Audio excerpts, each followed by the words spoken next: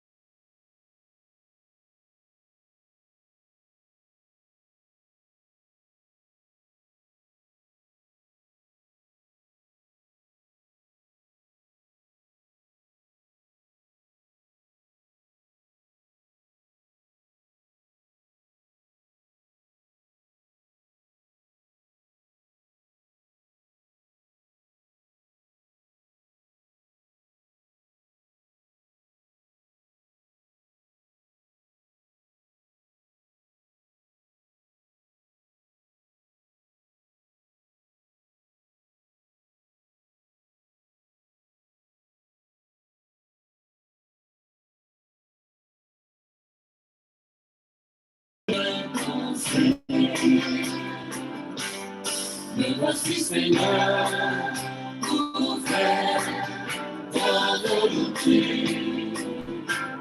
J'abandonne ma vie et t'offre ma vie.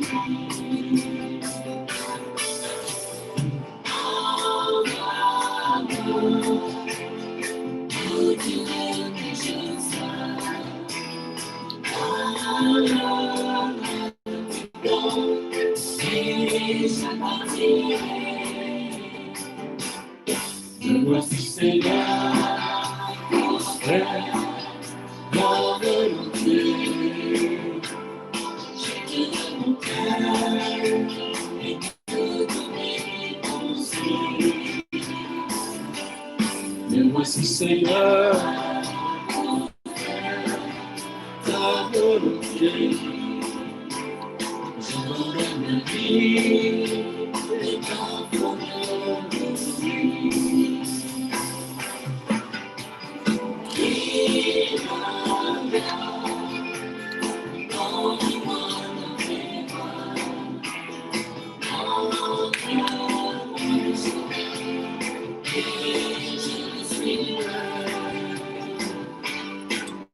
Voici Seigneur, pour faire ta volonté.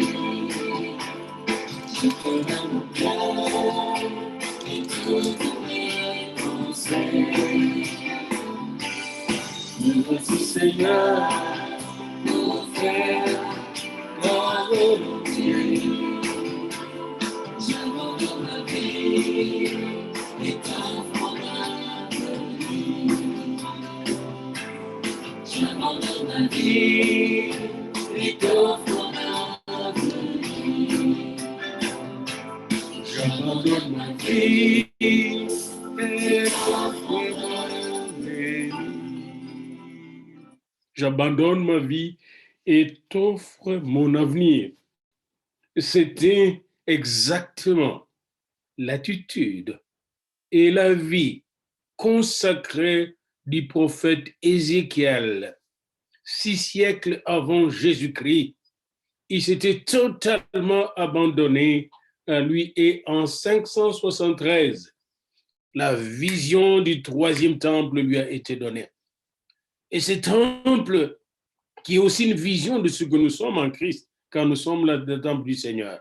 Nous allons aujourd'hui écouter ensemble, attentivement, et rester branchés à la parole de Dieu qui est esprit de vie et vie, en écoutant ensemble les chapitres 41, les chapitres 42 et les chapitres 43. Et si la technique nous le permet, nous verrons un élément visuel, audiovisuel, de ce troisième temple, et puis nous allons méditer sur le retour de la gloire de l'Éternel en Israël.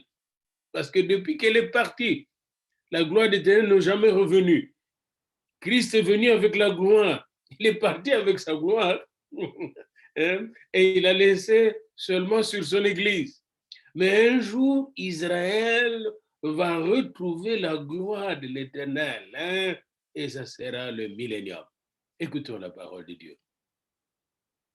Écoutons la parole de Dieu dans Ézéchiel au chapitre 41, 42 et 43. Écoutons bien la parole de l'Éternel et que le Seigneur nous donne tous des oreilles attentives et une attention profonde pour recevoir cette parole sur le sol qu'il a préparé en nous, la comprendre et l'appliquer afin que nous puissions la proclamer avec autorité et efficacité dans ce monde qui a tant besoin de Dieu. C'est au nom de Jésus que nous prions. Amen. Ézéchiel, chapitre 41. Il me conduisit dans le temple. Il mesura les poteaux. Il y avait 6 coudées de largeur d'un côté et 6 coudées de largeur de l'autre, largeur de la tente. La largeur de la porte était de 10 coudées. Il y avait 5 coudées d'un côté de la porte et 5 coudées de l'autre. Il mesura la longueur du temple, 40 coudées, et la largeur, 20 coudées. Puis il entra dans l'intérieur. Il mesura les poteaux de la porte, 2 coudées. La porte, 6 coudées, et la largeur de la porte, 7 coudées. Il mesura une longueur de 20 coudées et une largeur de 20 coudées sur le devant du temple. Et il me dit, c'est ici le lieu très saint. Il mesura le mur de la maison, 6 coudées, et la largeur des chambres latérales tout autour de la maison, 4 coudées. Les chambres latérales étaient les unes à côté des autres, au nombre de 30, et il y avait 3 étages. Elles entraient dans un mur construit pour ces chambres tout autour de la maison. Elles y étaient appuyées sans entrer dans le mur même de la maison. Les chambres occupaient plus d'espace à mesure qu'elles s'élevaient, et l'on allait en tournant, car on montait autour de la maison par un escalier tournant. Il y avait ainsi plus d'espace dans le haut de la maison, et l'on montait de l'étage inférieur à l'étage supérieur par celui du milieu. Je considérais la hauteur autour de la maison. Les chambres latérales, à partir de leur fondement, avaient une canne pleine, 6 grandes coudées. Le mur extérieur des chambres latérales avait une épaisseur de 5 coudées.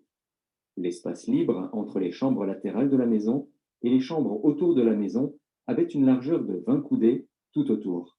L'entrée des chambres latérales donnait sur l'espace libre une entrée au septentrion et une entrée au midi, et la largeur de l'espace libre était de 5 coudées tout autour. Le bâtiment, qui était devant la place vide, du côté de l'Occident, avait une largeur de 70 coudées, un mur de 5 coudées d'épaisseur tout autour et une longueur de 90 coudées. Il mesura la maison, qui avait 100 coudées de longueur.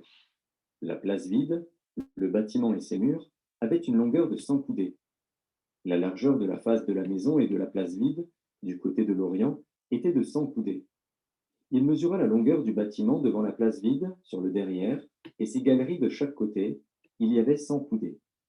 Le temple intérieur, les vestibules extérieurs, les seuils, les fenêtres grillées, les galeries du pourtour aux 3 étages, en face des seuils, étaient recouverts de bois tout autour. Depuis le sol jusqu'aux fenêtres fermées, jusqu'au-dessus de la porte, le dedans de la maison, le dehors, toute la muraille du pourtour, à l'intérieur et à l'extérieur, tout était d'après la mesure et orné de chérubins et de palmes. Il y avait une palme entre 2 chérubins.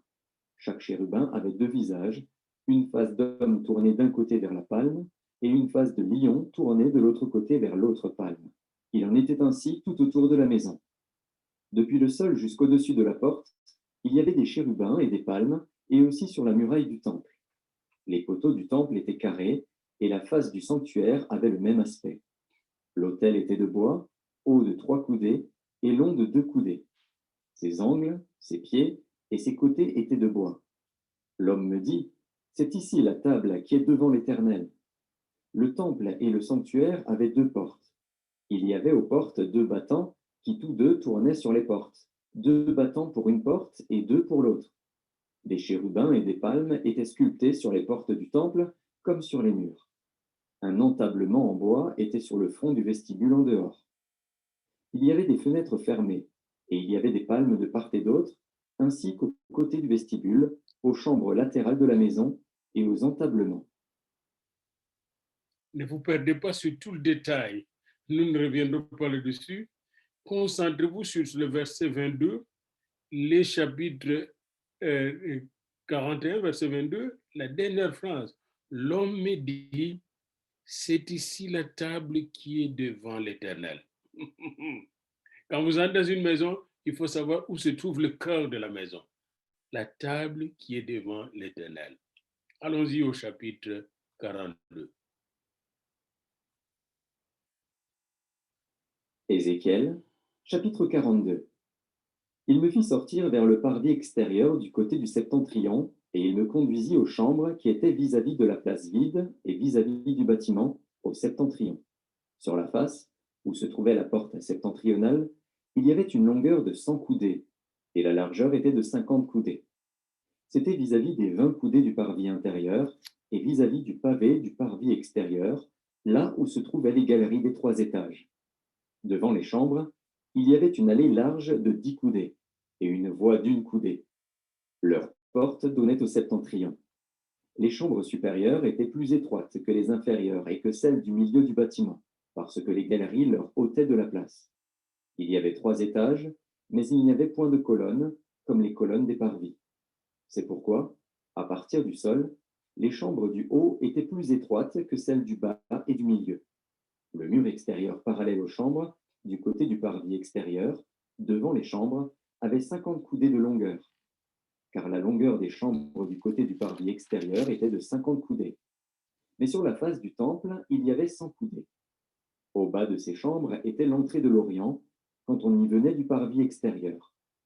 Il y avait encore des chambres sur la largeur du mur du parvis du côté de l'Orient, vis-à-vis de la place vide et vis-à-vis du bâtiment.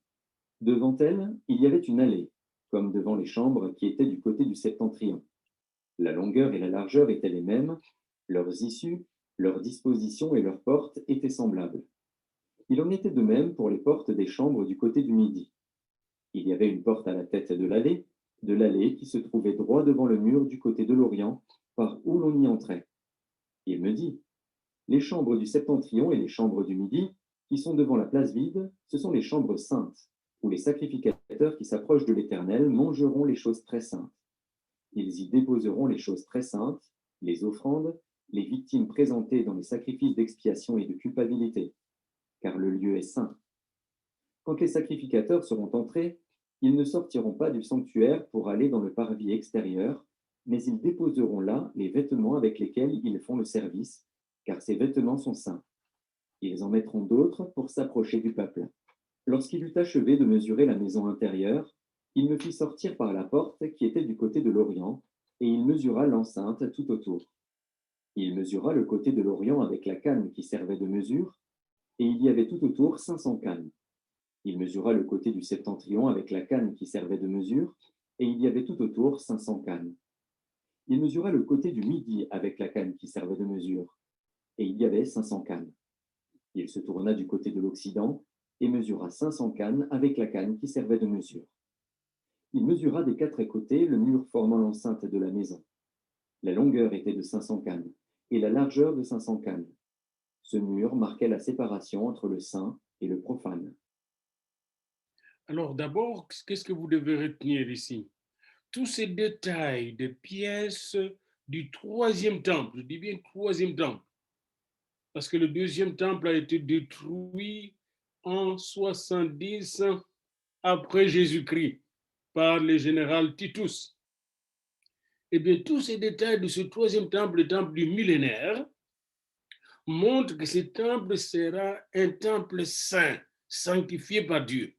Et c'est pourquoi le verset 13 à 15, ou 13 à 14 plutôt, et sont très importantes.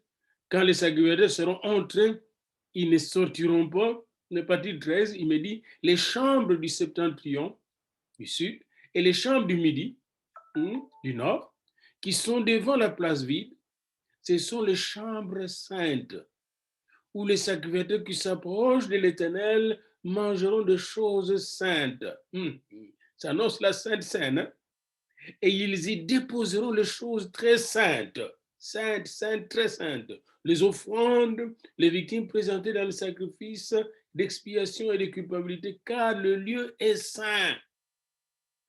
N'oubliez pas, les temples que Ézéchiel avait connus physiquement, historiquement, c'est-à-dire le temple de Salomon, étaient désacralisés. Maintenant, Dieu va restaurer la sainteté dans son temple. Et il va plus loin, quand les sacrificateurs seront entrés, ils ne sortiront pas du sanctuaire, verset 14. Hmm. Ils ne sortiront pas du sanctuaire pour aller dans le parvis extérieur, mais ils déposeront là le vêtement avec lequel ils font le service, car ces vêtements sont saints. Temple saint, chambre sainte, table très sainte et vêtements saints. Qu'est-ce que cela veut dire? Nous le verrons plus loin. Allons maintenant dans notre dernier chapitre d'aujourd'hui, le chapitre 43, c'est le cœur de notre méditation d'aujourd'hui. Ézéchiel, chapitre 43.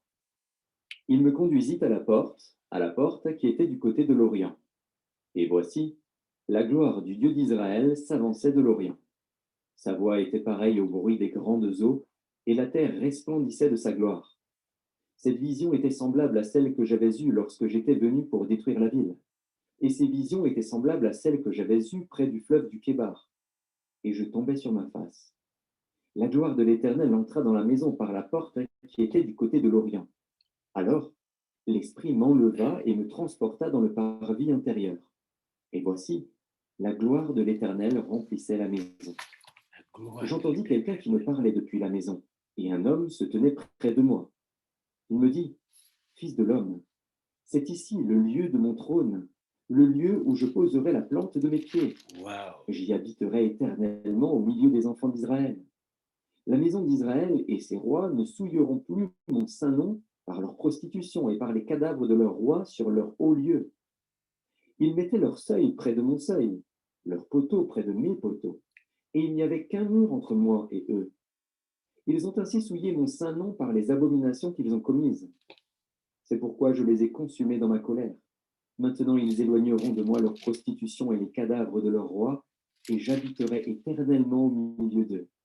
Toi, fils de l'homme, montre ce temple à la maison d'Israël, qu'ils en mesurent le plan, et qu'ils rougissent de leurs iniquités. S'ils rougissent de toute leur conduite, fais-leur connaître la forme de cette maison, sa disposition, ses issues et ses entrées, tous ses desseins et toutes ses ordonnances, tous ses desseins et toutes ses lois. Mets-en la description sous leurs yeux, afin qu'ils gardent tous ses desseins et toutes ses ordonnances, et qu'ils s'y conforment dans l'exécution. Telle est la loi de la maison. Sur le sommet de la montagne, tout l'espace qu'elle doit occuper est très saint. Voilà donc la loi de la maison.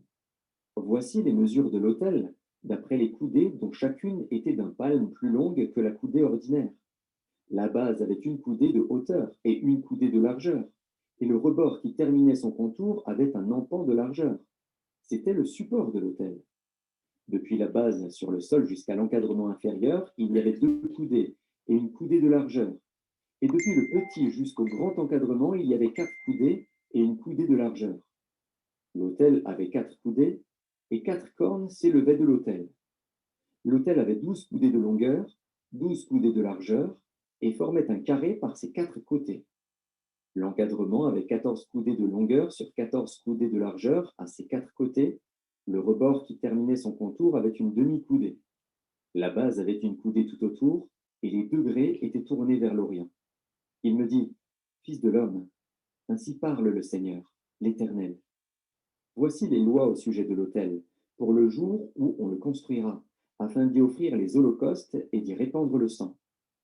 Tu donneras aux sacrificateurs, aux Lévites, qui sont de la postérité de Tsadok et qui s'approchent de moi pour me servir, dit le Seigneur, l'Éternel, un jeune taureau pour le sacrifice d'expiation. Tu prendras de son sang, et tu en mettras sur les 4 cornes de l'autel, sur les 4 angles de l'encadrement et sur le rebord qui l'entoure. Tu purifieras ainsi l'autel et tu en feras l'expiation.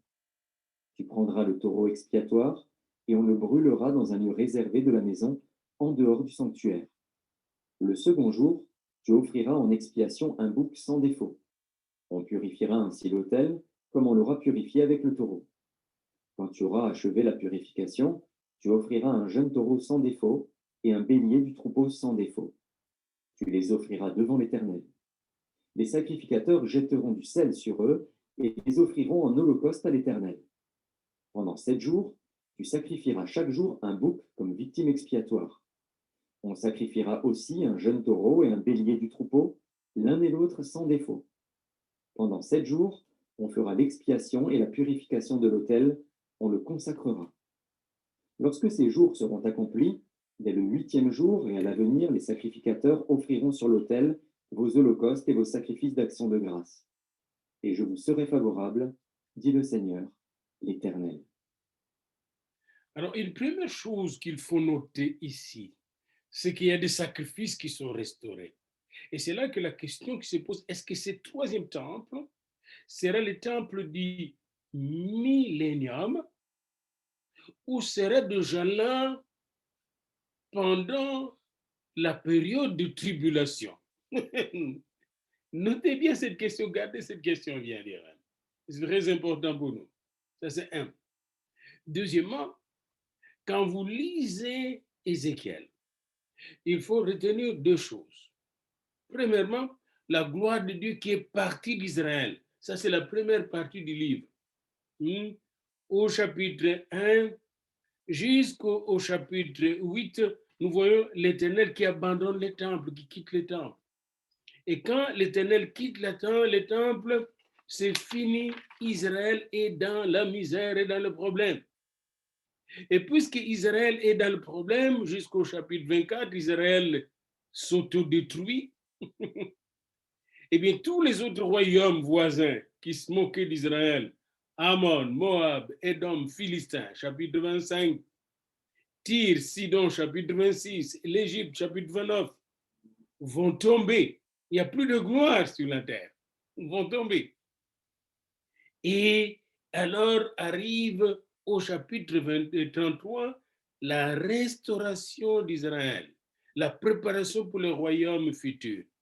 Et c'est là que les chapitres 40 jusqu'à 48 nous parlent de la gloire qui revient, la deuxième chose. La gloire qui part, la première partie du livre, la gloire de Dieu qui va revenir. Mais cette gloire va revenir vraiment en force au millénium. N'oubliez pas ça. Hein? Israël sera vraiment restauré au millénium. Et c'est là qu'on se pose la question, quand est-ce que réellement ce temple sera là sur cette terre? Alors, on va arrêter le partage que nous avons ici eu, si vous voulez, avec le texte biblique. Nous allons regarder quelque chose, si la technique nous le permet, et de très important dans notre texte. Ces des choses concernent surtout le royaume à venir. Et dans ce royaume à venir, il y a cette problématique du temple. Et j'aimerais juste vous demander 7 minutes pour regarder un peu comment sera ce temple.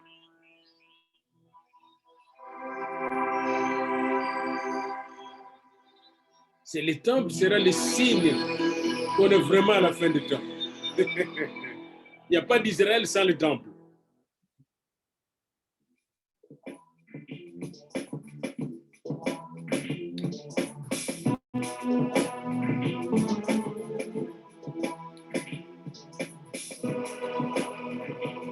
Après cela, nous allons revenir à Ézéchiel 48.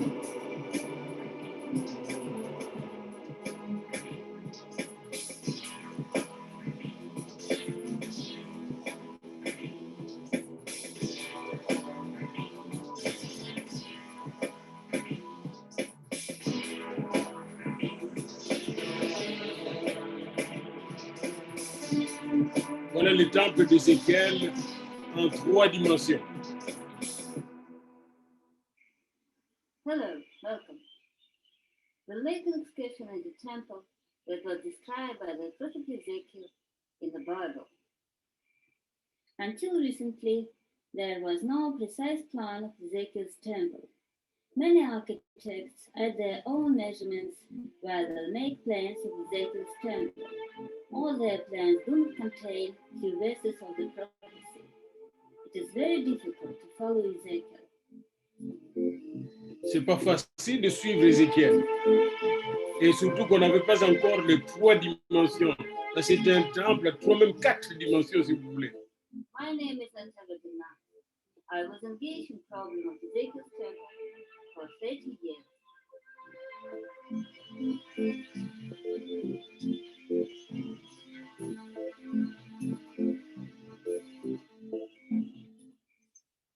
Working on visualization of Ezekiel's prophecy, we kept one major principle: only the text, nothing more. If wall was measured, there is the wall and the wall's dimensions. If Ezekiel described windows but the wall didn't measure it, there is no wall. Why we should think out instead of Ezekiel? We shouldn't think out sizes. The description of the temple is very precise. If we speak about Ezekiel's temple, we should speak about the temple complex. It consists of several buildings. There are walls, 6 complexes of gates, 4 houses of priests, 5 kitchens, 30 rooms refectories, and a temple, of course. I'm going to prove some physics. Firstly, Ezekiel's temple was never built, but moreover, it couldn't have built till the 20th century.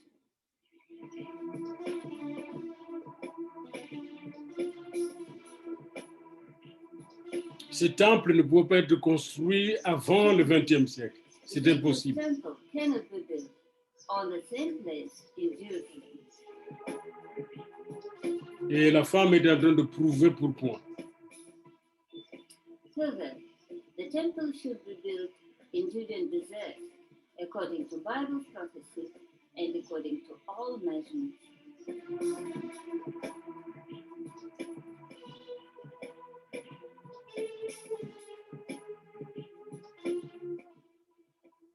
Lastly, we'll follow Ezekiel step by step, and we'll see how the temple was measured. Nous allons suivre Ézéchiel et voir comment le temple était mesuré. Vous voyez le coudé. Vous allez relire en regardant ces films Ézéchiel 40, 41, 42, 43, 44, Have built in ancient time. 45 jusqu'à 48. Ezekiel was surprised while he saw that the top of the temple wider than a bedroom.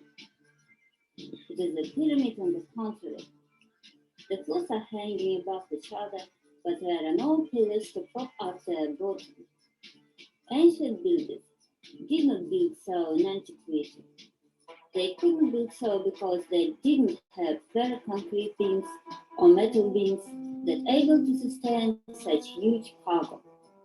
The side chambers surrounding the temple were wider at each successive story, because the structure surrounding the Allez au temple went chapitre upward by 41, sequence verset 7. on all sides of the temple. Therefore, the width of the temple increased as it went higher, and thus one went up from the lowest story to the highest by way of the second story. The doorways of the side chambers toward the free space, and the width of the free space was 5 cubits all around. While the gate was measured, there were measured pillars of the gate, a distance between the pillars. Ezekiel wrote about the windows and about the rooms of the gate, but he didn't write about walls of the gate, and walls were not measured. This means that there are no walls.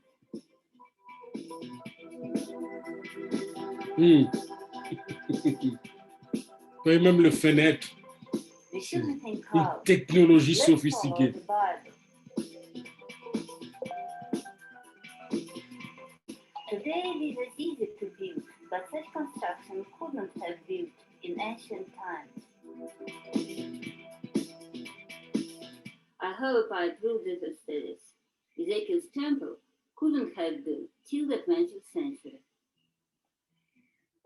Ces temples ne pouvaient pas être conçus avant le 21e siècle, tout simplement parce que la technologie n'était pas encore là, le temps de Dieu n'était pas encore là. Next time I'll show that Ezekiel's temple cannot be built on the same place in time. Bye.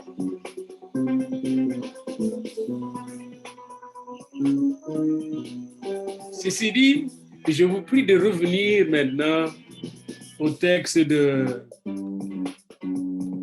Je vous prie de revenir au texte d'Ézéchiel, au chapitre 43, et nous allons juste regarder quelques versets avant de prier. Regardez bien le chapitre 43, notre dernier chapitre d'aujourd'hui. Il est dit dans ce chapitre, ce qui suit, il me conduisit à la porte qui était du côté de l'Orient. La porte du côté de l'Orient. Et voici la gloire de Dieu, du Dieu d'Israël, s'avancer de l'Orient. De là où cette gloire était partie au début de l'exil d'Israël. Sa voix était pareille au bruit des grandes eaux, et la terre resplendissait de sa gloire. Quand Dieu viendra dans toute sa gloire, en Jésus-Christ, la terre même va resplendir de la gloire de Dieu. C'est-à-dire quoi? L'opprobre, la corruption, la malédiction de la terre sera enlevée, va disparaître. Et cette vision, verset 3, chapitre 43, était semblable à celle que j'avais eue lorsque j'étais venu pour détruire la ville. Et ces visions étaient semblables à celles que j'avais eues près du fleuve de Kémar, et je tombais sur ma face. Ici, Ézéchiel nous rappelle Ézéchiel 3, 23. Et là, la gloire de l'Éternel entra dans la maison par la porte qui était du côté de l'Orient. Si vous allez au chapitre précédent, 10, donc avant le chapitre 15, vous allez voir que la gloire de Dieu était partie de ce côté-là, bien-aimé. La gloire de Dieu est partie du côté de l'Orient.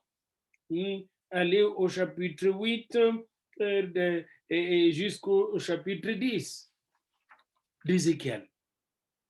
Eh bien, ici, la gloire revient. Ça veut dire quoi?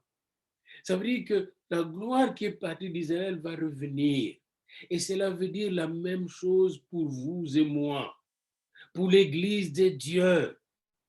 Il y a un moment où la gloire de Dieu est partie de l'Église, si vous regardez bien, après la destruction de l'Église apostolique. Et à ce moment, l'Église est tombée pendant plus de 1000 ans dans la noirceur. Puis vint la réforme avec Luther. Puis la contre-réforme est venue encore attaquer la réforme, mais ça continue jusqu'au grand mouvement pentecôtiste de notre temps, jusqu'au mouvement charismatique de notre temps. Les Saint-Esprit continue, il est même entré jusqu'au Vatican par un pasteur sud-africain qui s'appelle David du Plessis, qui a donné naissance au mouvement avec le cardinal Soanes et tout ça, au grand mouvement charismatique, où de grands théologiens catholiques vont écrire des ouvrages comme « Je crois au Saint-Esprit ». Mais ce n'est pas encore quelque chose, ce n'est qu'un commencement, bien-aimé. À la fin des temps, la gloire de Dieu, et de plus en plus nous allons vers la fin alors que tout tombe, la gloire de Dieu va revenir sur nous. La gloire de Dieu va revenir sur sa vraie Église, le corps du Christ. Regardez le verset 4. La gloire de l'Éternel entra dans la maison par la porte qui était du côté de l'Orient. Eh bien, nous sommes au temps où la gloire de Dieu va entrer dans la maison que nous sommes d'abord nous-mêmes. Certes, elle va entrer dans le 3e temple qui sera construit à Jérusalem. Mais dans l'entretemps, n'oubliez pas que le vrai temple de Dieu, c'est vous et moi. N'oubliez pas ça, parce que beaucoup de gens vont se perdre dans tout le détail qui est là et oublier l'essentiel. La restauration de la gloire de Dieu en Israël, c'est la restauration de la gloire de Dieu aussi dans son Église. Le corps du Christ, je ne parle pas de l'Église bâtiment, je parle de vous et moi, le corps du Christ. Amen, amen. De tous ceux qui reçoivent Jésus comme leur sauveur personnel. La gloire de l'Éternel entra dans la maison par la porte qui était du côté de l'Orient. Alors l'Esprit m'enleva et me transportait dans le parvis intérieur. Et voici la gloire de l'Éternel remplissait la maison. Et j'entendis quelqu'un qui me parlait depuis la maison, et un homme se tenait près de moi. Et il me dit, fils de l'homme, c'est ici le lieu de mon trône, le lieu où je poserai la plante de pied. Vous voyez là qu'il ne s'agit pas de Dieu le Père, là. Il s'agit de Dieu le Fils. Le lieu où il va poser son pied un jour. Vous voyez déjà le mont des Oliviers? Le lieu où il va poser son pied un jour. J'y habiterai éternellement au milieu des enfants d'Israël. La maison d'Israël et ses rois ne suivront plus mon Saint-Nom. Plus de prostitution, j'arrive bientôt. Et là, il entend cela en 573 avant Jésus-Christ. Mais c'est réellement, ça s'accomplit très bientôt, peut-être dans notre génération. Alors, il est temps de se préparer. Il est temps d'entrer dans la sainteté de Dieu parce que nous avons la solution à toutes les souillures du monde. Le sang de Jésus, le sang de Jésus, le sang de l'expiation qui nous sanctifie, qui sanctifie même Israël. Ce ne sera pas le sang de taureau qui va sanctifier Israël, mais le sang de Jésus.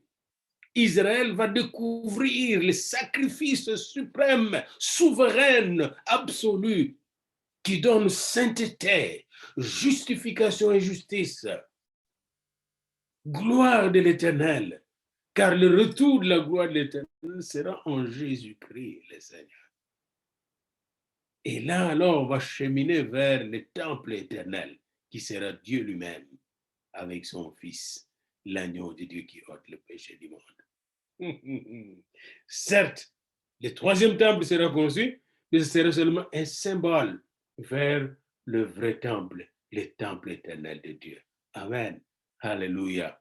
Alléluia. Nous allons terminer avec notre cantique du jour, toujours notre chant du jour. Me voici, Seigneur. Alléluia. Me voici, Seigneur.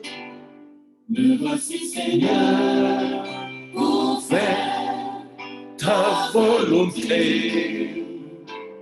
Je te donne mon cœur Je te donne mon cœur et toutes mes pensées, comme Ézéchiel. Me voici, Me voici, Seigneur, pour faire ta volonté. Fini de faire notre volonté. et t'offre mon âme. J'abandonne ma vie et t'offre mon avenir. Conduis-moi dans tes voies. Montre-moi le chemin et je le suivrai. Me voici, Seigneur, Pour faire ta volonté. je te donne mon cœur Je te donne mon cœur et et toutes mes pensées pour recevoir ta pensée, ta révélation. ta volonté. Je te donne Et t'offre mon avenir. Mon avenir est entre tes mains. Mon avenir, c'est l'éternité de ta gloire. Pour moi, Seigneur, où tu veux, envoie-moi. Et il nous envoie par Zoom, par Facebook, par YouTube. Nous pouvons aller loin, accomplir sa volonté. Me voici, Seigneur, ta volonté.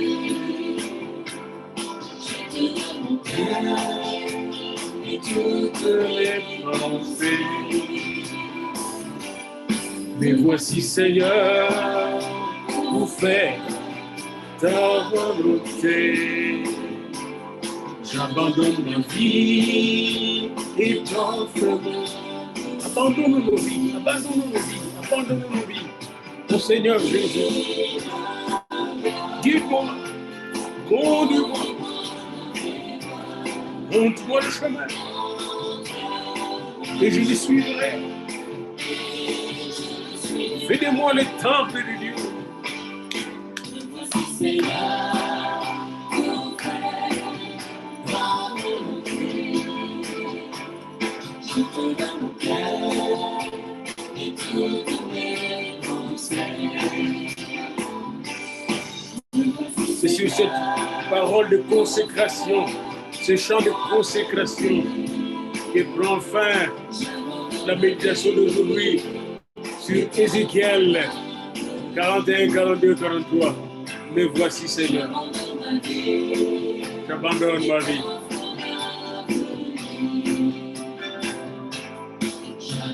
Ma vie est offerte. Amen, amen. Gloire au Seigneur. Gloire au Seigneur. Alléluia, alléluia. Alléluia.